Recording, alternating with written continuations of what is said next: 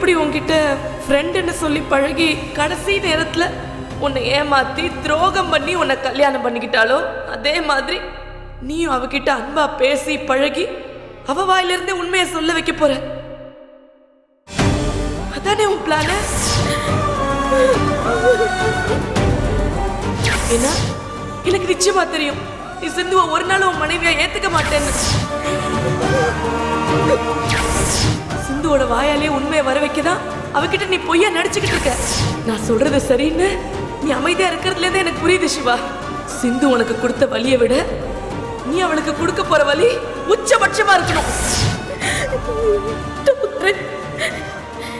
நீ என்கிட்ட அன்பா பாசமா பழகினதெல்லாம் என்கிட்ட இருந்து உண்மையை வர வைக்கிறதுக்கு தானா?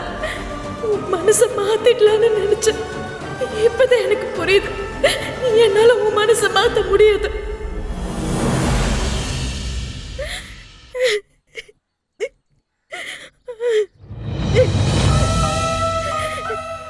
சிந்து,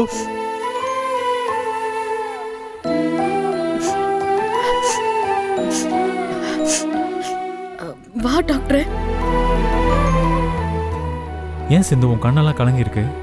ஒன்னும் இல்ல டாக்டர், கண்ணில் தூசி விழுந்துருச்சு அதான். சரி, நான் ஹாஸ்பிட்டல் போயிட்டு வரேன். சரி டாக்டர், நீ கிளம்பு. மதியானமா உனக்கு சாப்பாடு செஞ்சு எடுத்துட்டு வர.